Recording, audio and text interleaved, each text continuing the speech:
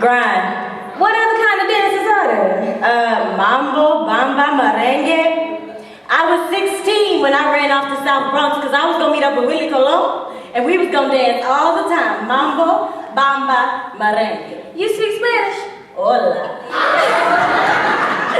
My papa thought we was Puerto Rican, and we would have been, except we was just regular old niggas with hints of Spanish. So I made off to this 36-hour dance marathon con salsa, con Ricardo, Sugar Ray on Southern Boulevard. Next door to this photography place, jammed with wedding, communion, and burial relics.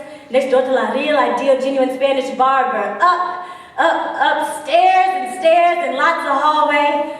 My colored New Jersey self didn't know what nobody was saying. Except if dance was proof of origin, I was Hippolyta herself that night. If he could lead, I was ready to dance. And if he couldn't, I gave him this attitude I see Rosa do, and would not be bothered. I was twisting, hipping, giving much quick feet, and being a mute, cute, colored Puerto Rican till the disc jockey come on and say, sorry folks, Willie Colon ain't gonna make it tonight. And all of my nigga temper came out of control. And I wouldn't dance with nobody. And I talked English loud. And I loved you more than I was mad. More than when I discovered Archie Shepp and Subtle Blues. Don't you know, I wore out the magic of juju. Heroically resisting being possessed. Ugh, the sounds. Sneaking in underage late nights to slugs to just stare at a real artiste. And every word out of Imamu's mouth was gospel. And if Jesus couldn't play a horn like Shep, wasn't no need for colored folks to bear a cross at all. And poem is my thank you for music. And I love you more than poem. More than Aureliano Buendia loved Bocando. More than Hector Lavoe loved himself. More than Lady loved gardenias. More than Celia loved Cuba, Gracilia loved Del Sol. More than Flamingo, Shoe, Do, and Do-Wah love being pretty. Oye, negro. Te amos más que. Te amos más que. When you play your flute. Te amos más que. We come to share our world with you. We come here to be dancing, to be dancing, to be dancing. Vaya!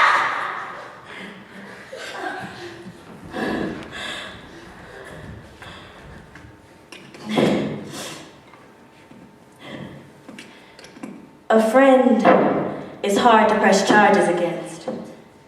You knew him. You must have wanted him. A misunderstanding. You know, these things happen.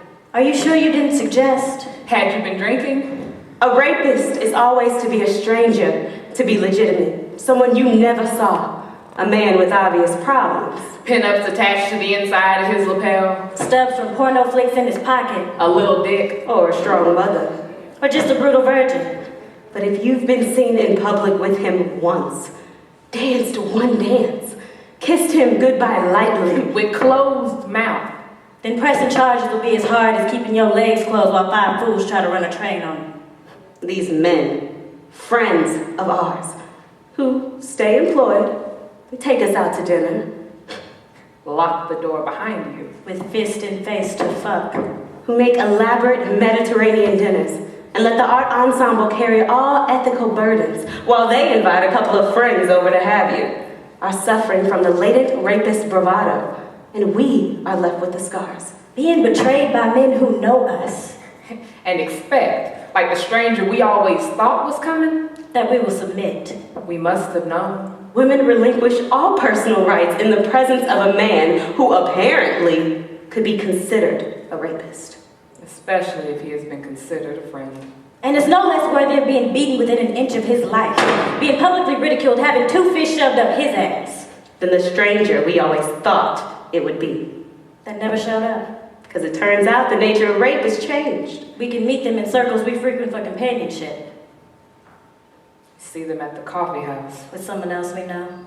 We could even invite them over for dinner. Get raped in our own houses by invitation. A friend. Eyes. Mice. Womb. Nobody. Eyes. Mice. Womb, nobody.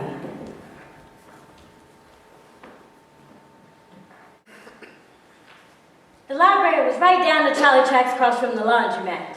Through the big shining floors and pillars old St. Louis is famous for, I found Toussaint. But that wasn't until after months of Cajun Katie, Pippi Longstock, and Christopher Robin, Eddie Haywood, and a Pooh Bear in the children's room. Nothing but pioneer girls and magic rabbits and big city white boys.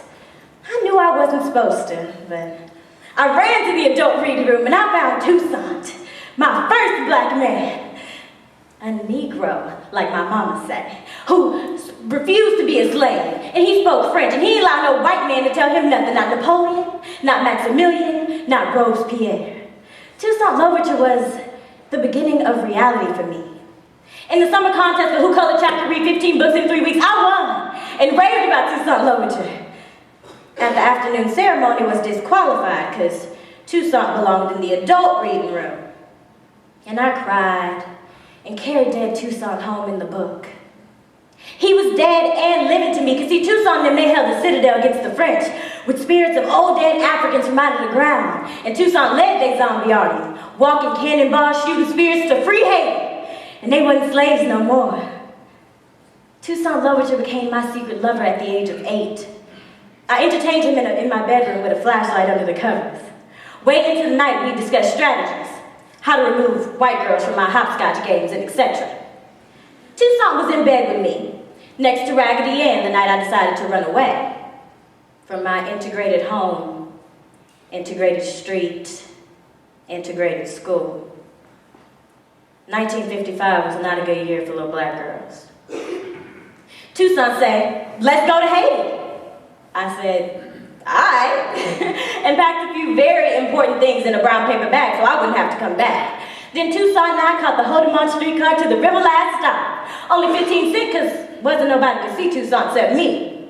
And we just walked all through North St. Louis, past where the French settlers used to live, in tiny brick houses all huddled together. Windows barely missing and shingles uneven. Colored kids playing and women on low porches sipping beer. Down by the river, I could talk to Toussaint.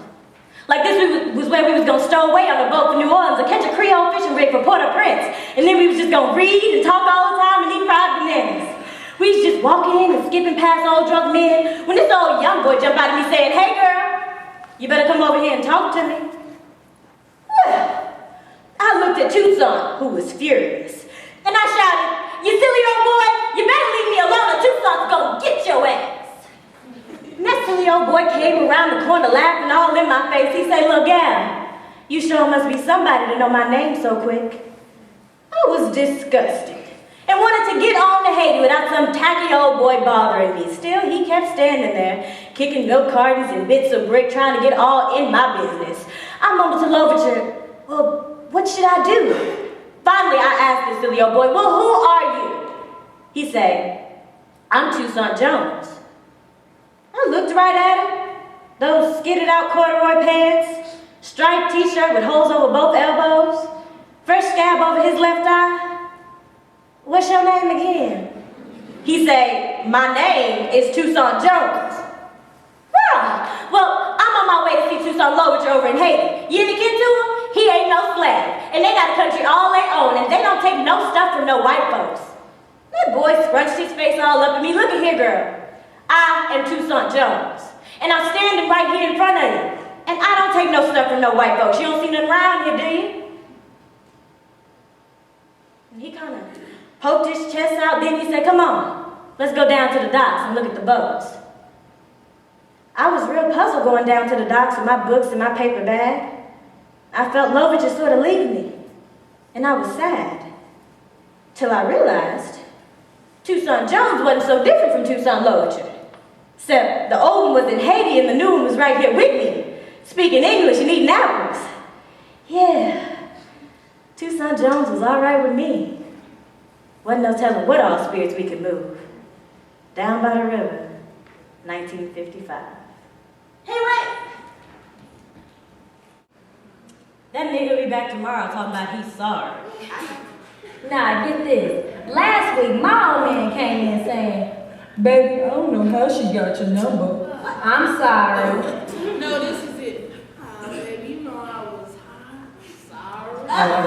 No.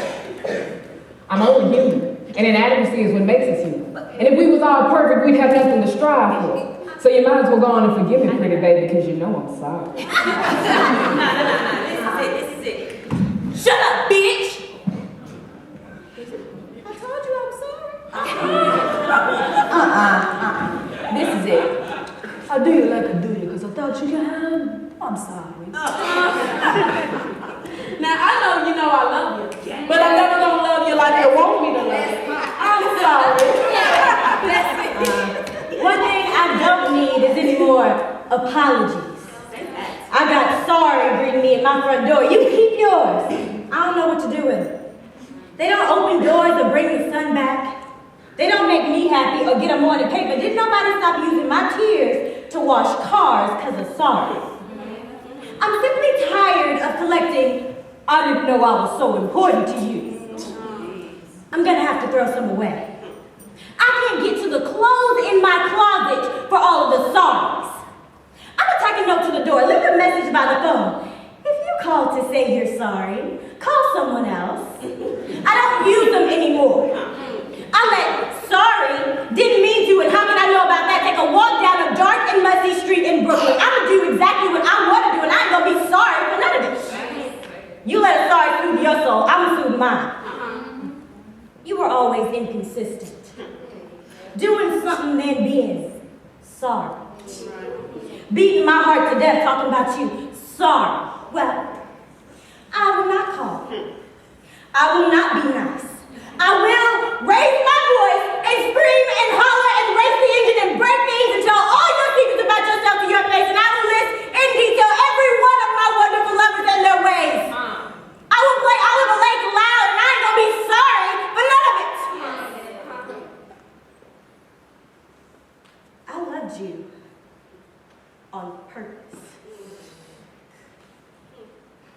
I was open on purpose. I still crave vulnerability and close talk, and I ain't even sorry that you sorry. You can carry all the guilt and grime you want to. Just don't give it to me. I can't use another apology. Next time, you should just admit that you're mean, low down, trifling, and no count straight out instead of being sorry all of the time. Enjoy being yourself.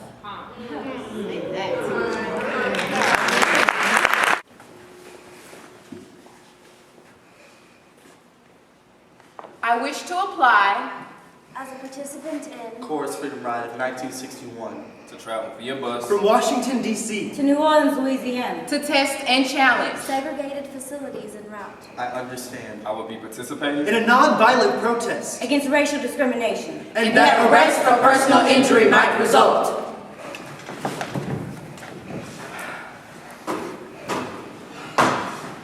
Hey guys, we're not gonna make it to the bus stop. What? The tire got flat and I can't change it. I gotta go. What do you mean? leave us here. No. This isn't what I signed up for. You hear them out there? Why are we here? We're not helping I anything. can't We're even making drink it out of the worse. same fountain as somebody who's a different color than me. That's why we're here. And you think after today you'll be able to? I didn't think in a million years this would happen to me. I have a wife. I have kids. We all have families at home. And are you okay with your kids growing up without you? Because I'm not. Well, this is why we're doing it. It's for them. To calm down. We're gonna die today. You hear them out there. They're going to kill us. All of the greatest people in history died for a cause. If we don't stand up for what we believe in, who will? Die for a cause. But was it worth it? I didn't ask for this. I didn't ask to be black. I didn't ask to be a color. This was something beyond my control. I can't even walk down the street, get a cup of coffee, let alone sit next to you because of my skin color. And now they're out there ready to kill us. You heard them out there saying, kill those niggers, nigger lover. Y'all understand? It's over. It's not over. It is over. You know the first person off this bus is gonna get beaten today. I'll do it. Wait. Think long and hard before you make this decision. The contract said, and that arrest or personal injury might result. I'm willing to die for this. Is anyone else with me? I am. I am too. Excuse us. I'm taking a trip on the Greyhound bus line. All go. I'm riding my front seat to New Orleans this time.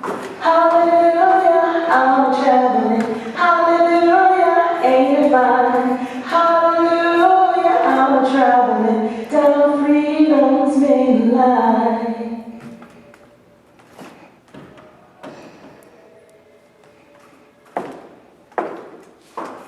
I aced that midterm.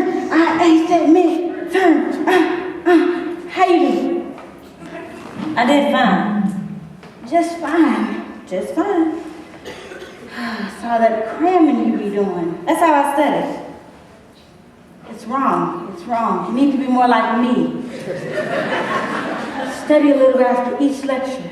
That's how you retain information better. And then you don't have to cram with it. Okay, are you ready to go get something to eat? Yeah, but where's Janelle? She was supposed to meet us here at 2 o'clock. Why do you ask questions you already know the answer to? You know she's with Jason. I just cannot understand why she's still with that fool ever since she forgave him so easy for that Tiffany thing freshman year. He's been the dog of all dogs, sleeping with everything that walks. It's just nasty. Girl, yeah, if it was me, he would have still been trying to get back with me right now. You better say that. You better say it. I don't care how good he can sing. Girl. I don't care if he could sing better than Michael Jackson, Prince, and Boyz II Men wrapped up into one. He'd still be begging me to come back today because I wouldn't have took him back. Yeah, girl. Janelle was real stupid for that one. See, if it was me, you know, right now I would step up to Janelle. See, I wish you were here. I would say, Janelle, you stupid. I don't want to be your friend. I would say it to her face and I would say, hey,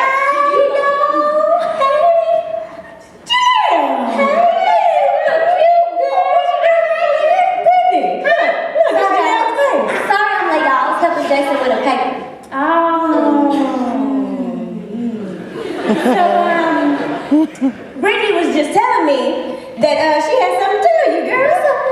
I so did want to tell you that Crystal wanted. Brittany want to know why you still with Jason. Not that it's any of y'all's business, but it's because we love each other, we complete each other, and we're gonna get married. Man, she was serious, girl. That's so sweet. That is so sweet. That when Janelle, because he's been telling you this since freshman year.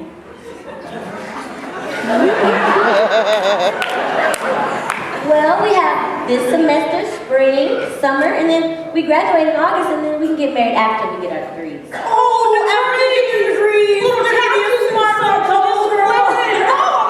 Hey, I don't mean to interrupt y'all, but how y'all doing today? Fine. We're fine. Y'all participated in the Mean Green Screen, right? I did last year. What's the Mean Green Screen? The Mean Green Screen is a program that started in 1993 on UNT's campus where students can get free HIV testing. It's located at the Wellness Center in Chestnut Hall. Well, I've never been tested for HIV. Me either, but I don't really need to get tested. You don't need to get tested. Everybody needs to get tested. You could be walking around and not even know it. Look, I'm not here to judge you or anything, but the free testing is going to be over there. Choice is always yours. Y'all have a good day. All right, thank you. Well, I think we should all go get tested. I'm gonna go get something to eat. I'm gonna catch up with y'all later. Y'all go ahead and get tested. Why? Jason is the only person I've been with. People with more than one partner get HIV. That's it. She's so stupid. It must be the amnesia. I'm gonna go ahead and handle this. Excuse me. Janelle, my friend. I'm sorry. Just because Jason's the only one that you've been with. Clearly, you're not the only one that Jason's been with. Ouch. I see the hurt in your face. I think you're really in a big rush. Really bad. Let me give it a certain way. Yeah.